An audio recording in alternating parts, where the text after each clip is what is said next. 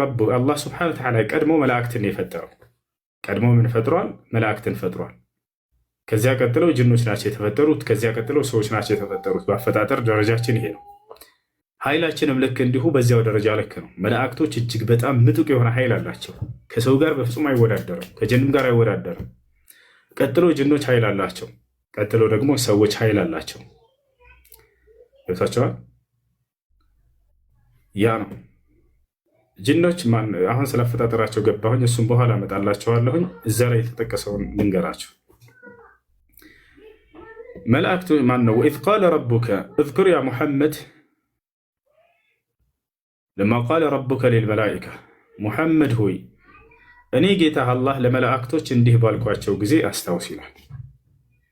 ኢኒ ጃዒሉን ፊል አርዲ ኸሊፋ አደምን መፍጠር በፈለገ ጊዜ ለመላእክቶች ነገራቸው። እኔ በምድር ላይ ተተኪ ላደርግ ነው አላቸው። ምድር አለች፣ በእርሷ ላይ ተተኪዎችን ላደርግ ነው የሚኖሩባትና በእርሷ ላይ እኔን እየተገዙ ምናምን አይነት ነገር ማለት ነው። እንዳጠቃላይ በምድር ላይ ተተኪ ላደርግ ነው፣ ሰው ልፈጥር ነው አላቸው። ከዚያ እነርሱ ቀድሞ የነገራቸው ነገር ነበር፣ ከሰዎች አጥፊዎች እንደሚነሱ ማለት ነው። ቃሉ አሉ እነርሱም ያወቁትን ያንን ሊናገሩ አተጅዐሉ ፊሃ መን የፍሲዱ ፊሃ በእርሷ ላይ የሚያጠፉ አካሎችን ታደርጋለህን? ወየስፊኩ ዲማ ደምን የሚያፈሱ የሆኑ ወነሕኑ እኛ ደግሞ ኑሰቢሑከ የምናጠራህ የምንገዛህ ቢሐምድክ የምናመሰግንህ እያመሰገንህ የምናጠራህ የሆንን ወኑቀዲሱ ለከ አንተንም የምንቀድስ የሆንን የምናጠራህ የሆንን ገብታችኋል አይደል? እነርሱም ያጠፉ የሆኑን ከምታደርግ እኛ ለምን አንገዛህም?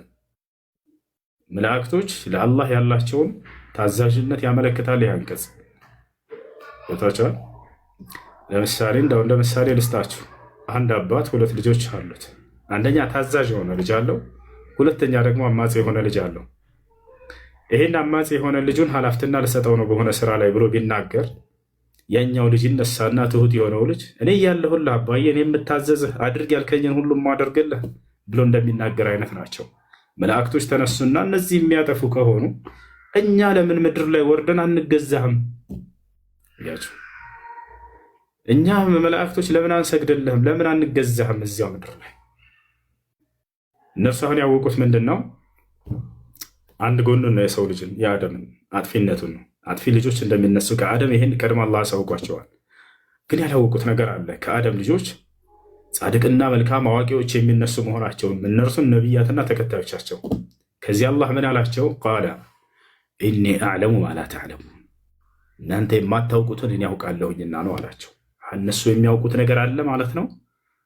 እርሱ ደግሞ የሚያውቀው ነገር አለ። እነርሱም እውቀታቸው ከእርሱ የተነሳ ነው። ገብታችኋል አይደል? እነርሱ ያወቋት ምንድነች? የአደም ልጆች አጥፊ መሆናቸው ነው ከመካከላቸው። ነገር ግን እናንተ የማታውቁት አለ ሲል ጊዜ ከእነርሱ ከአደም ልጆች አጥፊ እንዳለ ሁሉ ጻድቆችም የሚነሱ እንዳሉ አውቃለሁኝ እያለ ነው። ለእነዚያ ሲባል ነው ይቺ ዓለም የተፈጠረችው፣ ለሙስሊሞች ሲባል ነው፣ አላህ ለሚገዙ ለሚያምኑ ሰዎች ሲባል ነው። እነርሱ ስላሉ ነው ይቺ ዓለም የተፈጠረ። እነርሱ ባይኖር በሚጠፉ ጊዜ ከዚህ ከምድር ላይ ይቺ ምድርም ትጠፋለች። ዓለም የምትፈጸመው ምድር ላይ ከሃዲ ብቻ ሲቀር ጊዜ ነው። ኢኒ አዕለሙ ማ ላ ተዕለሙን እናንተ የማታውቁትን እኔ ያውቃለሁኝና ነው አላቸው።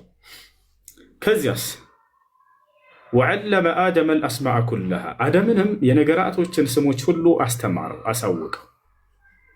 አሁን አደም ዓለይሂ ሰላም በምን እንደሚሻል ሊያስረዳቸው ነው በተግባር ማለት ነው። ከነርሱ የአደምና ከልጆቹ የሚነሱ ሰዎች በምንድነው ሰዎች መሻላቸውን በእውቀት እንደሆነ ሊያሳያቸው ነው። ወዐለመ አሳወቀው አደም እውቀትን ሰጠው። ثم عرضهم على الملائكة ከዚያም በመላእክቶች ላይ አቀረባቸው። የነዛን ነገራቶች አደምን ያሳወቀውን ነገራቶች ለመላእክቶች አቀረባቸውና ምን አላቸው? فقال أنبئوني بأسماء هؤلاء إن كنتم صادقين በተናገራችሁት ቀደም እውነተኞች እንደሆናችሁ የነዚህ ነገራቶች ስሞች ንገሩኝ እስኪ አላቸው። የነዚያን ነገራቶች እውቀት ያለ አደም ተሰጥቷል። ገብታችኋል አይደል? እነርሱ ደግሞ አልተሰጣቸው። አሁን በተግባር ሊያስረዳቸው ነው። ከእነርሱ መካከል አዋቂዎችና ጻድቆች መልካሞች የሚነሱ መሆናቸውን ሊያዩ ነው። እነርሱ ገብታችኋል አይደል?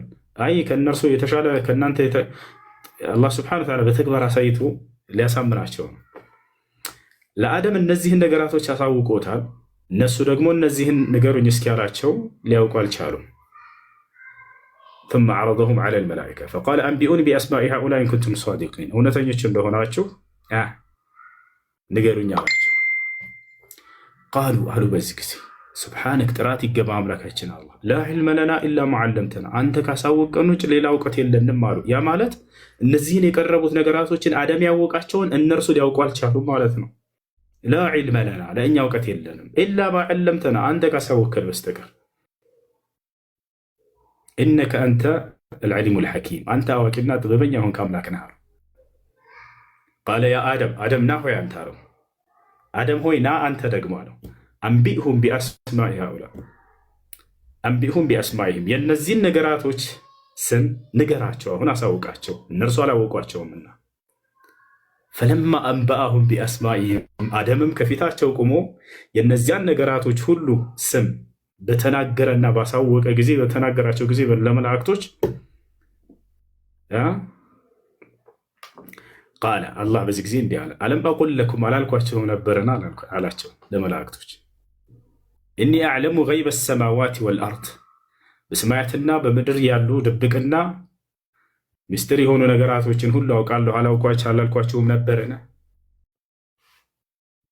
ወአዕለሙ ማ ትብዱነ ወማ ኩንቱም ተክቱሙን በገሃድ የምታወጡትንና የምትደብቁትን በውስጣቸው ያለውንም ሁሉ አውቃለሁኝም አላልኳችሁምን ብሎ ተናገረ ማለት ነው። ስለዚህ አደም በምን ተሻለ? ከፊታቸው ቆሞ በእውቀት ተሻለ፣ በእውቀት በልጦ ተገኘ። ስለዚህ ክብር ይገባል አይገባም? ልጆች በእውቀት የበለጣችሁ ሰው ክብር ይገባዋል። ስለዚህ አላህ ስብሐነሁ ወተዓላ በሉ ለእርሱ ስገዱለት ያላቸው በእውቀት በልጦ ተሽሎ ስለተገኘ ነው። መስገድ ሲባል እዚህ ቦታ ላይ ለአላህ የምንሰግደውን ስጁድ እንዳይመስላችሁ። ልክ ሰውየውን እንደዚህ ብለህ ሰላምታ ስርዓት በምታቀርብለት ጊዜ እንደዚህ ብለህ ዝቅ የምትልለትን ነገር ነው። ለዚያ ነው በእውቀት በልጦ ስለተገኘ ነው። እና ከሰዎች የአላህ ስብሐነሁ ወተዓላን ትእዛዝ ጠብቆና ታዞ የሄደ ከመላእክቶች ሁሉ ይበልጣል ይላሉ ዑለሞች። አዎ ነቢያቶች ከመላእክት በላይ ናቸው። ነቢያቶች የአምላክን ትእዛዝ ጠብቀው ስለሄዱ ከእነርሱ ይበልጣሉ። እንዳጠቃላይ ስጁድ የታዘዘበት ምክንያት በእውቀት በልጦ ስለተገኘ ነው። ይህንንም አውቀዋል እነርሱ። ከነዚያ መካከል አብራ ሰይጣን ነበረች፣ ዲያብሎስ። እሷም ልታውቅ አልቻለችም፣ ልትናገር አልቻለችም። እርሱም እድል ተሰጥቶት ነበር፣ አብሮ ነበር እዚያው። በልጦት ተገኘ አደም ዓለይሂ ሰላም። ነገር ግን ለእርሱ አልሰግድም አለ፣ አልታዘዝም አለ።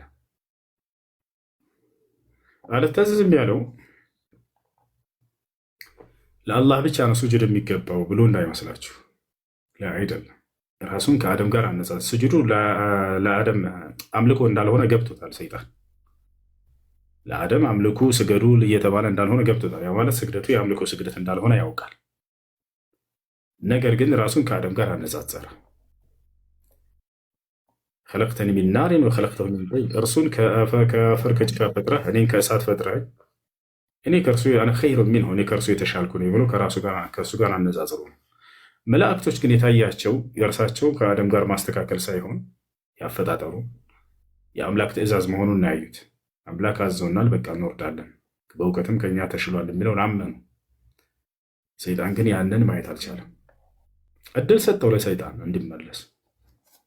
አላህ ስብሐነሁ ወተዓላ በትህትና አናገረው። ምን አለው? ቃለ ያ ኢብሊስ ማ መነዐከ አን ተስጁደ ሊማ ኸለቅቱ ቢየደይ፣ በእጆቼ አክብሬ ለፈጠርኩት ከመስገድ ምንድን ነው የከለከለህ አለው። ጌታዬ ተሳስቻለሁኝ ብሎ መመለስ ይችል ነበር፣ ግን ያን አልወደደም። እርሱ ንስሐ ማድረግን አልመረጠም። በኩራቱ ላይ ጸና በዚያው ላይ። ቃለ አነ ኸይሩ ሚንሁ፣ ደገማ አሁንም እኔ ከእርሱ የተሻልኩ ነኝ እኮ አለ። ኸለቅተኒ ሚን ናር፣ እኔ ከእሳት ፈጥረኛል። ወኸለቅተሁ ሚን ጢን፣ እርሱም ደግሞ ከአፈር ከጭቃ ነው የፈጠርከው። እና ስለዚያ ነው እና ሱረቱል በቀራ ላይ ያለው ነገር ይህን ይመስላል። ከዚያ በኋላ አላህ ስብሐነሁ ወተዓላ አደምንና ሐዋን ወደ ገነት ግቡ አላቸው። ወደ ገነት ገብተው መኖር ጀምሩ። ገና ስትጀምሩ የሰው ልጆችን ታሪክ የሚያነሳው ይሄ ነው።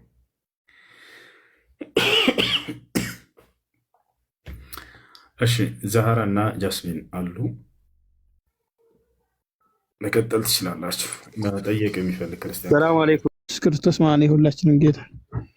ስለዚህ ሰማይንም ምድርን የፈጠረው ወልድ ነው ኢየሱስ ነው እንጂ አብና መንፈስ ቅዱስ አልፈጠሩም ማለት ነው አይደል? ሶስቱም አንድ ስለሆኑ በቃ አብ ወልድ መንፈስ ቅዱስ ሰማይና ምድርን ፈጥረዋል። ሶስቱም ናቸው የፈጠሩት። አዎ ሶስት ፈጣሪ ሶስትም አንድም ሶስትም ናቸው እኮ ነው የሚባለው። ሶስት አይደሉም በአካል በእንትን አንድ ናቸው እንጂ ሶስት አይደሉም። በስም ነው እንጂ የሚለያዩት አንድ ናቸው። አንድም ሶስትም ናቸው። ቃል ነው በቃ። አብ እኮ ቃል ነው፣ ስጋ አይደለም፣ የሚዳሰስ ነገር አይደለም። አብ ቃል ነው፣ ቃል ደግሞ ስጋ ሆነ፣ ወልድ ሆነ ማለት ነው። ስለዚህ ሶስቱንም ያካትታል ወልድ ኢየሱስ ክርስቶስ ማለት ነው። ስለዚህ ኢየሱስ ላይ የሆነው ሁሉ በአብና በመንፈስ ቅዱስም ላይ ሆኗል ማለት ነው አይደለም? አዎ በቃ እሱ አንድም ሶስትም ነው። ኢየሱስ በተሰቀለ ጊዜ አብረው እነሱም ወልድም መንፈስ ቅዱስን ተሰቅለዋል። መንፈስ ቅዱስና አዎ በቃ እሱ የዓለማት ጌታ ስለሆነ አብ ተሰቅሏል። አብ በአብ ውስጥ አለ፣ ወልድ እኮ በአብ ውስጥ አለ። እዛ ጋር ሌላ አሁን ኢየሱስ ተሰቀለ በአብ ውስጥ ስለሆነ ተሰቅሎ ስለዚህ እንትናም አብም ተሰቅሏል ማለት ነው አይደለ? ወልድ አብሮ በቃ እዛው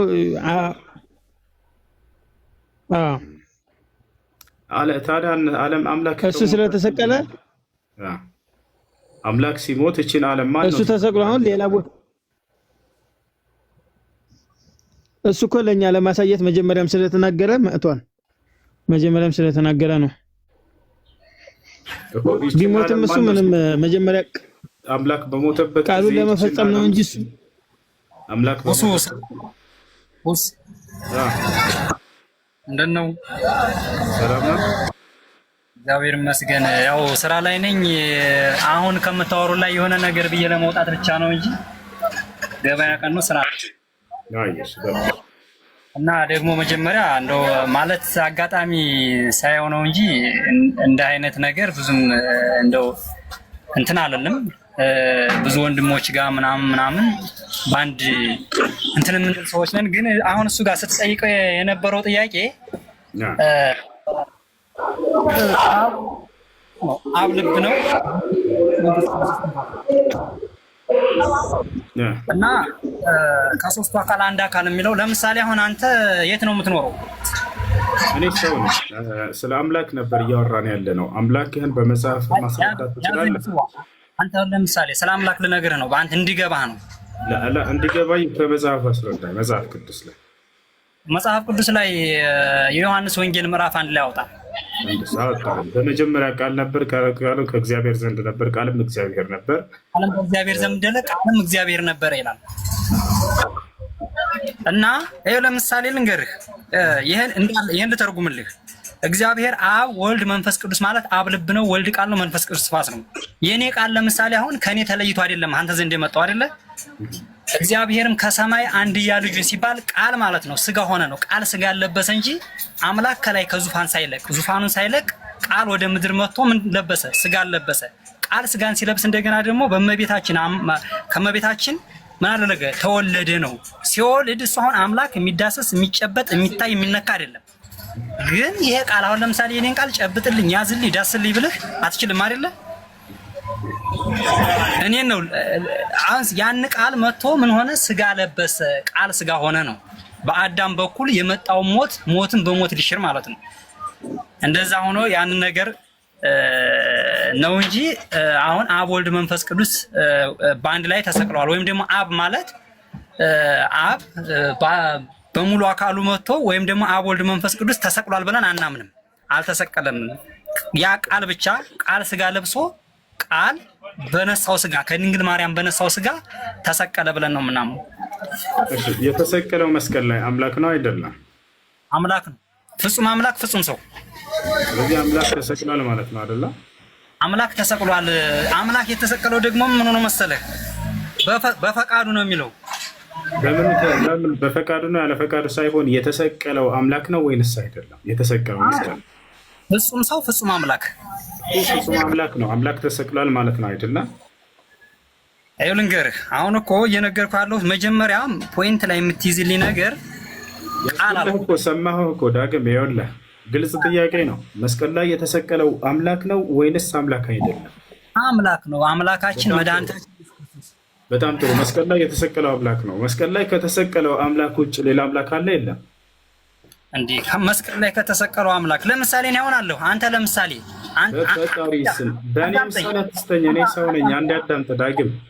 መስቀል ላይ ከተሰቀለው ዳግም ሰው ማለት መስቀል ላይ ከተሰቀለው አምላክ ውጭ ሌላ አምላክ አለ ወይንስ? አዳምጠኝና ለምሳሌ አሁን አንተ ልብ አለህ፣ እስትንፋስ አለህ፣ ቃል አለህ። ልብህ ከቃል ተለይቶ ቃል ከእስትንፋስ ተለይቶ እስትንፋስ ከልብህ ተለይቶ መኖር ትችላለህ? ይመልስልኝ። ስለዚህ ተሰቅሏል አምላክ በለበሰው ስጋ ወልድ ጌታችን ኢየሱስ ክርስቶስ ቃል ተሰቅሏል። እሺ ቃል አምላክ ነው። አምላክ ተሰቅሏል አይደለ? ቃል ሲሰቀል እግዚአብሔር በአርያም በሰማይ ቅዱስ ቅዱስ እየተባለ ከላይ ከአርያም ሳይጎል በሰማይ እንዳለ በነሳው ስጋ ግን ከመቤታችን በነሳው ስጋ አምላክ ተሰቅሏል ብለህናል አይደል ዳግም? በጣም መስቀል ላይ ከተሰቀለው አምላክ ውጭ ሌላ አምላክ አለ ወይንስ የለም? ሌላ አምላክ የለም።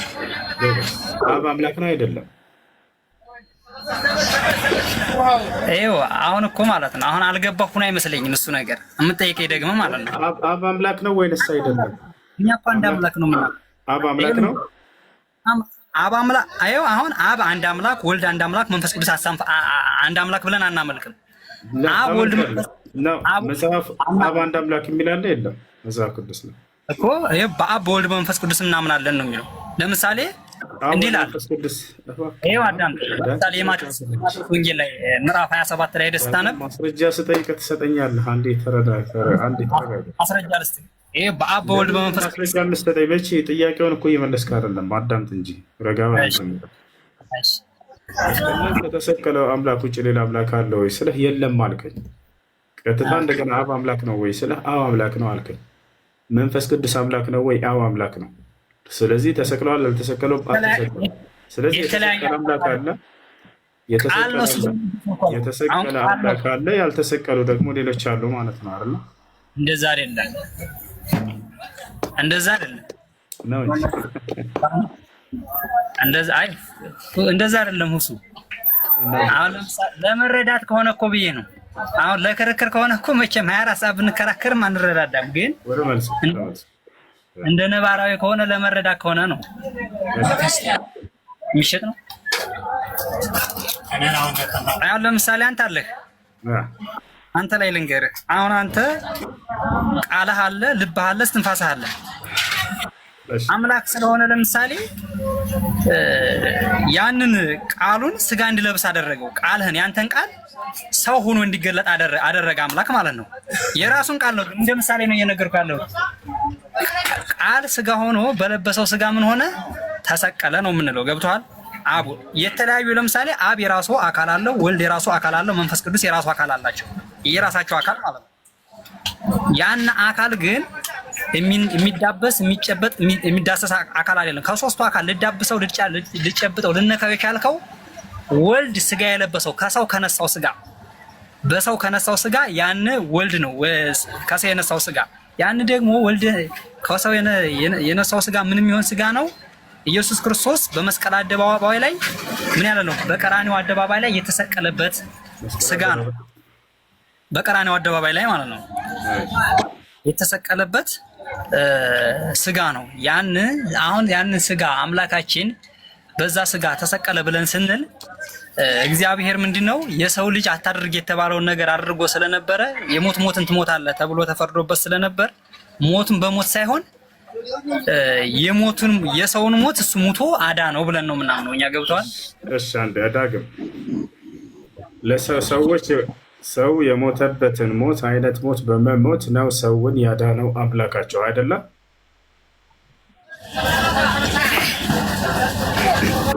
አይደል ዳግም?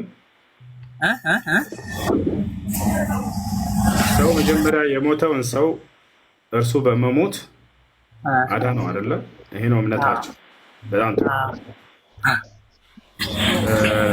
ማን ነው ያ የሞተው ሰው? የመጀመሪያው ሰው የመጀመሪያው ሰው አዳም ነው። ዕፀ በለስን በልቶ የሞተው። ምን አይነት ሞት ነው የሞተው? ምን አይነት ነው ሞት የሞተው ስትል እንግዲህ የሞት ሞትን ነው። ከገነት መባረርን ነው የሞተው ማለት ነው። ከገነት መውጣትን ማለት ነው። ከዛ በኋላ እንደገና ደግሞ ሌላም እንደገና ምን ሆነ? ከሞት በኋላ በስጋ ሲሞት ወደ የት ሞተ? ስንት አይነት ሞት አለ መጽሐፍ ቅዱስ ላይ? አይ አሁን እሱ ለአንተ አይሆንም። የነፍስ ሞት አለ፣ የስጋ ሞት አለ። በጣም ጥሩ። ታዲያ አዳም የሞተው ምን አይነት ሞትን ነው? ሞትን ትሞታለህ ሲባል ጊዜ እግዚአብሔር ከዛፏ በለስ በበላ ጊዜ ሞትን ትሞታለህ ብሎታል አይደለ? ምን አይነት ሞትን ነው የሞተው? መንፈሳዊ ሞት ነው የሞተው ወይንስ ስጋዊ ሞትን ነው የሞተው? በስጋም በነፍስም ነው የሞተው። በስጋ ከገነት ተባረረ፣ በነፍስ ደግሞ ሲሞት ሲኦል ነው የሚገባው። እሺ፣ ስለዚህ በመንፈስ ሞቷል አይደለ? በጣም ጥሩ። አምላክ ደግሞ የአዳምን ሞት ሊሞት ነው የመጣው በምድር ላይ አይደለ? በመንፈሱ ሞቷል ማለት ነው።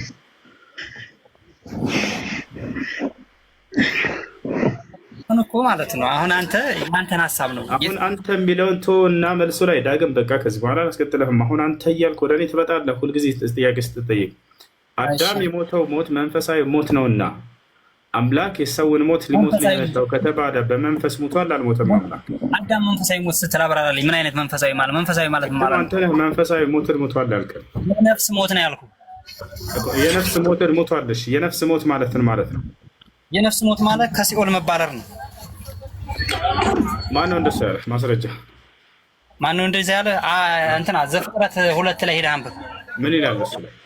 ዘፍጥረት 2 እሾህ አሜከላ ወደሚበቅልበት ወደ ምድር ተባረረ ይላል። እሺ፣ ገነት ነበር የሚኖረው። ገነት ከኖረ በኋላ ተባረረ ሳይሆን ሞት ማለት አንደኛው እሱ የሞት አይነት እንደሆነ ጥያቄ ማስረጃ አይጠየቅም። እሱ ሆነ። እንደገና ደግሞ ሰው ሲሞት ከዛ በኋላ እያንዳንዱ አይደለም። ይኸውልህ ዳግም አሁን እንዲህ ከሆነ አዳም ከዚያው ይሄ የህይወት ታሪኩን ነው አንተ እየነገርከኝ ያለው። አሁን እሱ አንዱ የሞት አይነት እንደሆነ እርሱ ማስረጃ አይጠይቅም። ዓመተ ምህረት ዓመተ ኩነኔ ማለት ነው። ለምሳሌ አደም ከገነት ከተባረረ በኋላ በስጋ ሲሞት ነፍሱ የት ነበረች? እሱን ትጠይቀኛለህ። ስለ እስልምና ትጠይቀኛለህ። ክርስትና ላይ መልስ ከሌለ እስልምና ላይ ግባና ጠይቀኝ። ደስ ያለ ጥያቄ መልስልሃለሁ። ግን ቦታ ላይ በበላህ ጊዜ ሞትን ትሞታለህ ሲለው ጊዜ በስጋ ሞቷል አለ። ይሄ ልጅ በስጋ አልሞተም። አዳም ከዛፏ በበላህ ጊዜ ትሞታለህ የተባለው አልሆነም በእርሱ ላይ። ከዚያ በኋላ ብዙ አመታቶችን ኑሯል። ገብታችኋል አይደል? ብዙ አመታቶችን ገነት ተባረረ አልኩህ። እኔም የመጀመሪያው ገነት ተባረረ። ተባረረ አይደለም፣ ስለ ሞት ነው አሁን እየተጠየቅ ያለው። ሞተ ወይ ነው። በነፍስ ሲሞት የዛን ሰዓት ላይ በሱ የመጣው ነፍስ የት ያስገባል? ነፍሳትን ሁሉ ሲኦል ያስገባ ነበር። ገብቷል? ሳይሞትም ሲጀመር እኮ ስጋ ከስጋ የተለየች ነፍስ ማለት ነው። ወደ ሲኦል ትገባ። ስጋ ነው የሚሞተው ዳግም አያልኩ ያለሁት አሁን የተረዳኝ አይደለም። እኔ አሁን ነፍስ ሞተ ማለት አንተ ለምሳሌ ሙተ ሲኦል ብትገባ፣ ሲኦል ስትገባ ነፍስህ እንደሞተሽ ነው የምትቆረው። መኖር ስለማይሆን የምኖረው ማለት ነው። አትሞትም። ነፍስ በሲኦልም ውስጥ አትሞትም። ስተት ነው እኮ ሲኦል ውስጥ ትሰቃያለህ። ያን ስቃይ አሁን ያንን ሞት መሰቃየት በልጅ ሞታት ብለዋ። ታዲያ ነፍስ አይሞትም። በፍጹም ላይሞት የተፈጠረ ነገር አለ። ነፍስ አይሞትም። ስጋ ነው የሚሞተው። ስጋና ነፍስ በሚለያዩ ጊዜ ሞት እንለዋለን። ማን ነው ታዲያ ሞቶ የሚቀረው ከተባለ ስጋ ነው። ምድር ላይ ይበሰብሳል። እርሱ ያ ነው እንጂ ነፍስ የምትሞት ነገር አይደለችም። ገብቶሃል አይደል? መንፈሳዊ ሞት ምናምን እያሉ ይሸውዳቸዋል። አንድ ሞት ነው ያለ፣ የስጋ ሞት አለ። እርሱንም ትሞታለህ የተባለውን አዳም አልሞተም። እግዚአብሔር ዋሽቷል፣ ተሳስቷል ማለት ነው። እግዚአብሔር ምን አለ? የዛፏን ፍሬ በበላህ ጊዜ ትሞታለህ ብሎታል። አዳም ግን አልሞተም፣ ኑሯል። ከዚያ በኋላ ያ ነው ሙቷል። እሱ ጋር አሁን ለመሰለህ እናንተ አሁን እሱን ነገር ምናልባት ለእናንተ ነው፣ ለእኛ ግን ሙቷል። ለምሳሌ ሞትን ሞተ። ማስረጃ የለም። ማስረጃ ለምሳሌ ታምረ ኢየሱስ የሚባል መጽሐፍ ማንበብ ትችላለህ። መጽሐፍ ቅዱስ ላይ የለም። መጽሐፍ ቅዱስ እኮ ታምረ ኢየሱስ እኮ የኛ መጽሐፍ ነው። አንተ መጽሐፍ ቅዱስ ላይ ምዕራፍ ስንት ቁጥር ስንት ላይ ታምረ ኢየሱስ ገጽ ስንት ነው? 127 ምናምን አካባቢ ላይ ታምረ ኢየሱስ ላይ ታገኘዋለህ። ምን ይላል? ጌታችን ኢየሱስ ክርስቶስ ለሰው ልጅ ብሎ እንደሞተ አዳም ከገነት ተባሮ እንደነበረ ከሞተ በኋላ እንደገና ደግሞ ነፍሱ ወደ ሲኦል ትገባ እንደነበረ ያ ሲኦል የገባው ነፍሱን ኢየሱስ ክርስቶስ ሰው ሆኖ አምላክ ሆኖ እንዳዳነው ይናገራል። ኢየሱስ ክርስቶስ የነፍስን ሞት ሞቶለታል አዳም፣ ምክንያቱም በነፍሱ ሞቷል የሚለው ልቀበልህና አምላክ በስጋው ሲሞት ምንድን ያደረገው? ሞትን በሞት ሽሮ የአዳም ኃጢአቱ ነው ታዲያ የሞተው እንጂ ነፍስ አይደለም። ነፍስ ካልሞተ አዳም በነፍሱ የሞተለትን ሊያድነው መጥቶለታል ከተባለ በነፍስ ሞቶ ሊያድነው ይገባ ነበር። ነገር ግን ኢየሱስ ክርስቶስ የሞተው በስጋ ነው የሚለው መጽሐፉ፣ እንደ መጽሐፋቸው እንጂ በነፍስ ሞተ አይደለም። ነፍስ ሞተ እኮ ነው ያላልኩም። አዳም በነፍስ ሞቷል አልከን እኮ ቅድም። አይ ምናልባት እየፈጠንኩ ስለነበር ስህተት ሊሆን ይችላል። እሱን ስለማልልም ማለት ነው። ስለዚህ ስጋ ነው የሞተው። ስጋ ሞተ፣ ነፍሱ ደግሞ በሲኦል ነበረች ነው ያልኩት። ስለዚህ ኢየሱስ ክርስቶስ በስጋው ነው ሞቶ ያዳነው። በስጋ ሞቶ ወደ ሲኦል ገብቶ ሲኦል ከነበረበት ኢየሱስ ክርስቶስ ስጋ ያድናል፣ አወጣው። ኢየሱስ ክርስቶስ ስጋ ያድናል። ኢየሱስ ክርስቶስ ስጋ ከድንግል ማርያም በነሳው ስጋ ያድናል። እንዴት? ለምን የሌላ ሰው ሊያድን አይችልም? የሌላ ሰው ሊያድን አይችልም? የማርያም ለምሳሌ ሊያድን አይችልም? ስጋ ለምን አንድ ብረት እሳት ውስጥ ብታስገባው ረዝም ሰዓት ይግላል። አይደለም ጥያቄው ዳግም፣ የማርያም ስጋ ሊያድን ይችላል ወይንስ አይችልም? በፍጹም ተዋህዶ ነው። አምላክ ሰው ሆኖ ሲባል የብረትና የእሳትን ግለት እንደማትለየ ሆኖ የአምላክና የስጋ መዋሃድ በዛ ልክ ነው የተዋሃደው። ለዛ ነው ስለ እሳትና ስለ ብረት አይደለም። እባክህ መለኮታዊ ጥያቄ የተጠየቃችሁ በማይረባ ነገር መሳሪያ አትስጡ። አንድ ጊዜ አዳምጠን። ስለዚህ አንዴ የኢየሱስ ክርስቶስ ስጋ ያድናል አለ። ክርስቶስ ስጋውን የአዳም ስጋ ሊያድን አይችልም። ሰውን አይደለም የአዳማዊ ስጋ እኮ ስጋ የለውም። ከድንግል ማርያም በነሳው ስጋ ነው። እባክህ እኮ ይኸውልህ የአዳም ስጋ የወደቀ ስጋ ነው። ኃጢአትን የተላበሰ ስጋ ነው አይደለም። ሊያድን አይችልም። የአዳማዊ ስጋ አይደለም ማለት እንኳን አይደለም እኮ እዛ ጋር እመቤታችን ቅድስት ድንግል ማርያም ንጽሕት እንደሆነች በንጽህና እንደወለደች በዘሯ ቅድስት እንደሆነች እኛ አሁን አዳም ውስጥ አልገባንም። አዳም ውስጥ አልገባንም። አዳምን ሊያድን መጣ ብለህ እኮ ነው የጀመርከው። እምነታችሁም ከሱ እኮ ነው የሚጀምረው። አምላክም ስጋ ለብሶ የመምጣቱ ሚስጥር እኮ አዳምን እና የአዳም ዘርን ለማዳን እኮ ነው አይደል እንዴ? ከልጅ ልጁ ንጽሕት ከሆነች ከእመቤታችን ተወለደ ነው የሚለው። አንድ ዘር ተገኘ። የቱ ጋር ነው ከልጅ ልጁ ንጽሕት ከሆነች ተወለደ የሚለው? ታምረ ኢየሱስ ታምረ ማርያም መጽሐፍ ቅዱስ ላይ የለም። በቃ እምነታችሁ አንተ እኮ መጽሐፍ ቅዱስ ላይ እኮ አይገደብም እኮ። እኛ እኮ የኦርቶዶክስ ተዋህዶ እኮ እምነት እኮ መጽሐፍ ቅዱስ ላይ እናንተ ይሄን እኮ አባቶች ጽፈው ያስቀመጡልህን ሳይሆን ኢየሱስ ክርስቶስ ወይንም የቀደሙት ነብያት ያስተማሩት ትምህርት ላይ የለም እምነታችሁ ወይ ነው ጥያቄው።